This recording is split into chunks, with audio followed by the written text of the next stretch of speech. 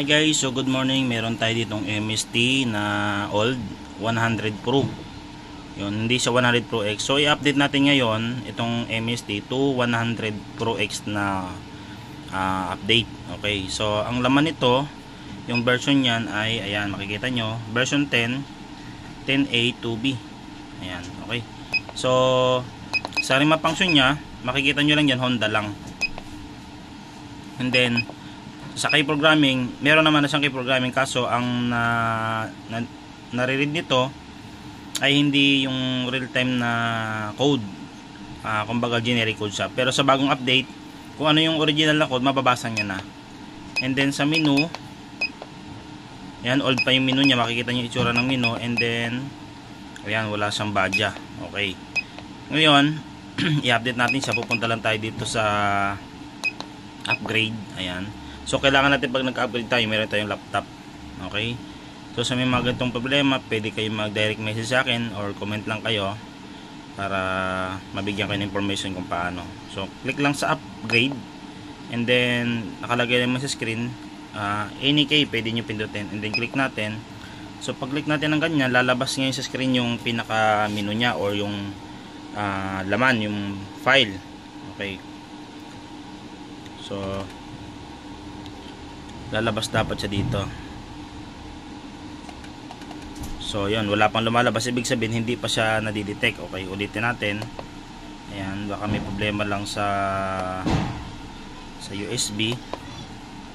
Okay, lipat natin sa kabilang side. Ayan, click ulit natin yung upgrade. Dapat ma-detect siya ng laptop. Ayun, so automatic lalabas yung bin niya na yan. Gagawin yan guys para safety yung MST natin. Ayan, may proven. Isi-save natin lahat yan. Control A, ayan, isi-save natin. Control X natin, and then gawa tayo ng bagong folder. Okay, dito sa labas. So idagdag natin doon sa folder mamaya na gagamitin natin para sa kanya. So gawa tayo dito ng new folder muna. Ayan, okay, and then dyan natin siya ilagay sa loob. Isi-save natin yan, and then Control V. Ayan, para in case na may problema yung update natin, kasi hindi naman natin sigurado kung good or hindi pa maayos, may babalik natin sa original niyang format. Okay, so yan, mga hanggang mag 100% lang naman yan. Yan, after nyo na ma-paste dyan or ma-copy, na backup nyo na, i-delete nyo na dun yung laman ng sa memory card, dun sa may drive or local disk D nakalagay kanina, o USB drive D. Ayan, so buburahin nyo na yon. Ito naman, pag hindi nyo naman kayang gawin, pwede nyo naman ipadala sa akin yung unit, kagaya nung sa customer na to, or wala kayong laptop. Pero pag meron kayong laptop at kaya nyo naman gayahin to, edi gawin nyo na lang. Ayan, so okay na. Okay, so ngayon nakapin na natin. Punta na tayo sa folder na USB drive D. So kinat ko siya kanina Control X yun, ibig sabihin cut, kasama ng buradon. Ngayon wala nang laman yung memory card ng MST. Huwag nyong susubukan na bunutin sa kanya, kasi magkukurap na yan, widescreen na yan. Okay, so ngayon bago natin i-repower yan or i-on off, ilagay natin yung bagong file. Okay, ito na yung in order ng ating client. Ayan, so nandito siya nakalagay. Ito na yung may remap Yamaha Biakelan, at meron siyang remap with Honda remap. Okay, so ito isang set na siya, nandiyan na siya lahat sa loob. Ayan, and then ikakopy rin natin lahat yan. Control A, and then Control C naman, ikakopy natin. Ngayon ilalagay natin doon sa USB drive C or D or E, depende kung ano yung mababasa na mula doon sa MST. Control V natin, Control Victory. Ayan, para yung bagong file mapunta diyan. Medyo matagal yan guys. Ayan, so papas forward ko na lang.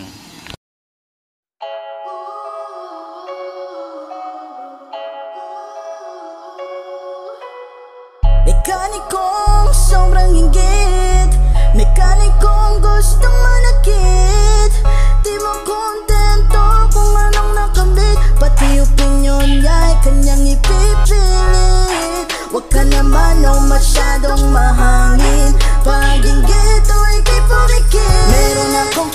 inggiterong mekaniko, pinapakialaman pati buhay ng ibang tao. Kasi nga kung anong meron na ako, dapat mas meron ito. Wala nang ginawa kundi bantayan ang post ko. Di siya makontento sa kung anong meron siya, at kahit makapanira ng iba dahil sa inggit niya, gagawin ang lahat para lang mapansin siya, diba? Dapat kasi lumaylo sa pagsipat sa iba. Abay gusto, lahat meron siya, parang gustong palabasin ng magaling na ngay siya. Benta kami ng ganito, ilang minuto meron din to. Kailan ka nga ba talaga matututo? Ayaw mo talagang maglimitado, kasi napaka sobrang hangin mo. Ito ang malupit sa post niya, aba, halata naman sa kanya, inggit siya talaga. Most advantage niya, kayang gawin lahat ng sira. FI motorcycle na may problema, basic lang gamit nila. Pero bakit parang nagiba? Sa post ko nakakaiba, natigil siya, nagbawang ng bibig at umiyak bigla. Mekanikong sobrang inggit, mekanikong gustong manakit. Di mo kontento kung anong nakamit, pati opinyon ay kanyang ipipilit. Wag ka naman nung masyadong mahangin, pag-inggit o ikay pumikit. Akala ko ba ang tools mo kompleto na, bakit sinamahan mo pa ng iba para ito'y gumana? Sobrang mahal na nga, pinagmalaki mo pa. Kakarating pa lang ng tools mo, agad na kinumpara. Kinumpara ang most advanced tools niya sa mga dating tools na pinagmamalaki niya. Organi daw error, sinisisi mo pa ang iba. Puro daw sakit ng ulo, pero yun naman talaga ang sira. Okay guys, yun, finish na 100%. So gagawin natin ngayon, ang ating MST ay lalagyan natin ng off-on, power off. Yan, bubunutin lang natin yung USB, isasaksak natin. Ayan, okay. And then hintayin lang natin siyang mag install yan sa MST mismo. Ayan, mabilis lang naman yan. Huwag ka naman nung masyadong mahangin, pag-inggit o ikay pumikit. Mag-aral at magpakumbaba, at matutong rumispeto sa iba. Hindi pwede ang meron sa iba, dapat ay meron ka. Tanggalin ang inggit para buhay may masaya. Magpasalamat na lang kung ano ang meron ka. Pag-inggit o ikay pumikit, pag-inggit o ikay pumikit, pag-inggit o ikay pumikit. Mekanikong sobrang inggit, mekanikong gustong manakit. Di mo kontento kung anong nakamit, pati opinyon ay kanyang ipipilit. Huwag ka naman o masyadong mahangin, pag-inggit o ikay pumikit.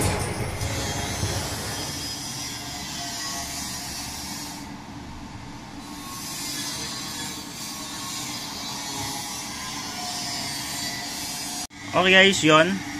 So nag-install na sa ating MST. Ngayon, tingnan natin yung version ng ating MST.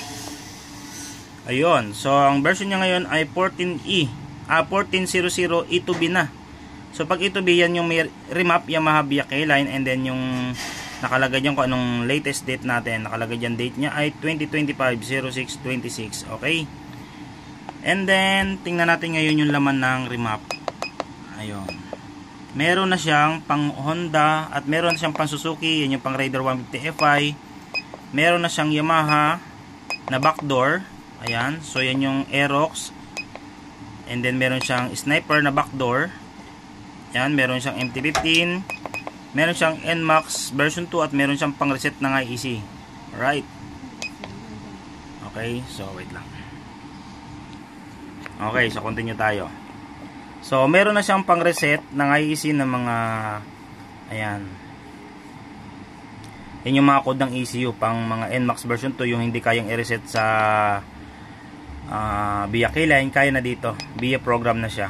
Okay, meron na rin siyang remap via K-Line ito. Okay. And then, tetestingin natin kung gumagana na ba yung mga function na yan. Abangan nyo sa next video. And then sa diagnosis, ayan, nakita nyo nagbago na rin yung menu, iba na rin siya. Mas mas updated na ito. Ayan, oh, okay na siya. Ayan. Okay. So, yun guys, and then kapag may mga ganito kayong gustong ipagawa, comment lang kayo sa aking page at direct message lang kayo sa akin guys para ma-assist ko kayo kung paano gagawin. Okay? So, magandang araw sa ating lahat. Okay guys, so ito na yung pinaka-latest update ngayon ng ating MST. So, ito ay of the Moto pero nilagyan natin ng update ng pang MST 100 Pro X. Okay? So, ito ngayon ay update ng CM Innovation. Okay? So, ito na yung version niya. Ayan. F2B. And then sa bagong update meron na siyang tingnan natin sa kanyang diagnosis kung ano yung mga bago. Ayun, may badya na siya. Okay. So updated na ito. And then sa remap via K-line. So meron tayo ditong sample ng pang NMAX version 1. Ayan, 2D P2. So testingin natin kung mapapasok na natin yung kanyang ECU. Ayan. Alright. So ayan yung kanyang hardware. Nababasa natin yung mga serial. And then sa special function, tingnan natin yung kanyang ito, yung mga nakaano to nakaka-line yan. Hindi siya backdoor. Ayan, ginawa ko ng simulator na yan. So okay lang natin. Ayun. Ayun meron na siya. May pagpipilian tayo ng mga remap. Ayun Ayan. So lagay tayo ng sample. Paano ba mag-remap ng ganyan? Actually guys, kapag mag-remap tayo dito, para pang-stock lang ito kasi kung usapan kasing remap na tawagan, dapat meron kang dyno, meron kang AFR. So mas maganda kapag pinasukan nyo ng file, mas maganda rin na AFR natin, tingnan natin yung reading niya sa low, mid, high natin kung pasok ba sa rin. Pag hindi pasok, marami naman itong pagpipilian na nakatono na. Ayan Ayan. For example, lalagyan natin ito ng ignition plus 1% and then fuel TPS map ay 10% na fuel. So, ganun lang magpasok. And then nakalagay dyan, susundan lang natin. And then lalagyan natin ng date. Ayan. So, ang date natin ngayon ay 2025.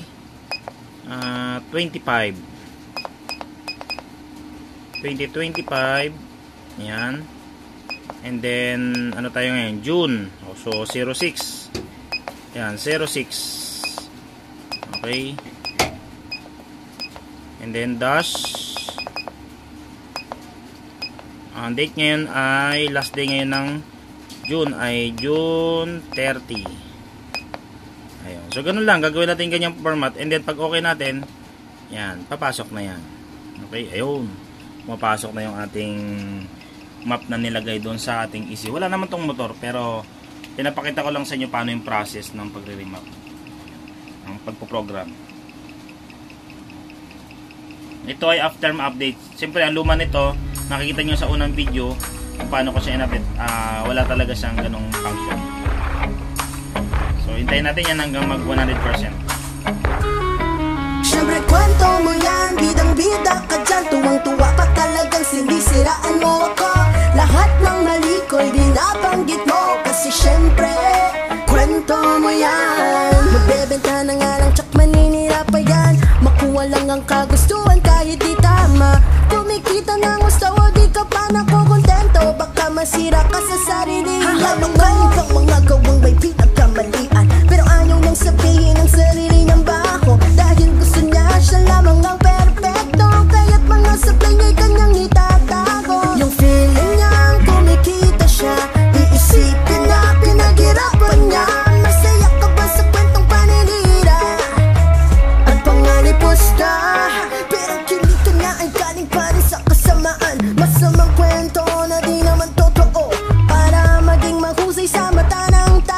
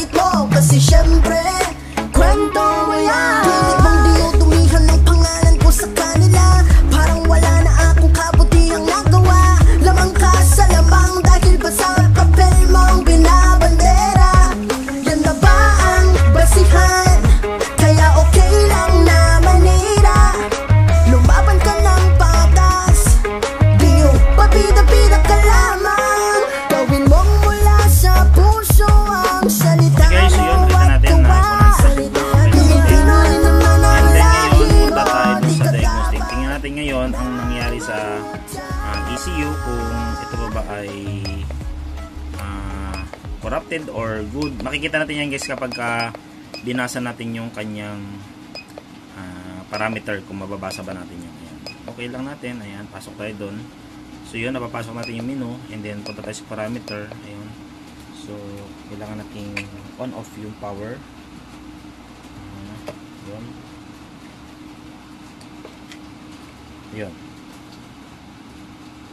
Okay. Then isa pa. Yun. Yun, napapasok natin yung parameter. Ibig sabihin, yung file na ginamit natin doon sa ating pang NMAX version 1 ay good po yun. Ayan. Okay, so testing na lang yan. Kapag may motor tayo na actual, mapapandar natin sa pandar natin. Tingnan natin yung kalagayan ng mga sensor, yung parameter, yung monitoring, yung AFR, yun. Okay, so yan yung bagong update natin. Gumagana sa ating MST na kulay blue. Ayan. So ngayon, ito ay dati Obdimoto. Ngayon, ang nakalagay dyan ngayon ay CM Innovation na siya. Okay, so authorized na siya ngayon ng CM Innovation kahit sa iba siya nabili. Alright. So pag may mga ganito kayo, gusto mag-update, magpa-system update, magpalagay ng Honda remap, magpalagay ng Yamaha remap backdoor, Yamaha remap via K-line, PM or message lang kayo sa akin guys. Okay, so magandang araw sa ating lahat.